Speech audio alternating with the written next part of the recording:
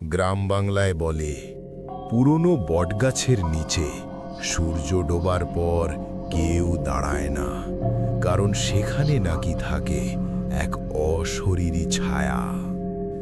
নদিয়ার এক ছোট গ্রামে রাস্তার পাশে ছিল একটা বিশাল পুরনো বটগাছ। দিনে সবাই সেই রাস্তা দিয়ে যেত, কিন্তু রাত হলেই কেউ আর সেই পথে হাঁটত না। একদিন গ্রামের যুবক সুমন বন্ধুদের সঙ্গে বাজি ধরল, সে রাতে ওই বটগাছের নিচে দাঁড়াবে। মাঝরাতে সে একা বটগাছের কাছে গেল।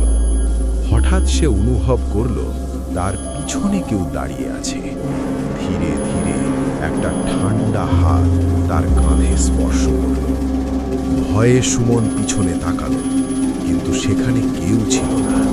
পরের দিন সকালে গ্রামের লোকেরা দেখল সুমন বট গাছের নিচে অচেতন হয়ে পড়ে আছে।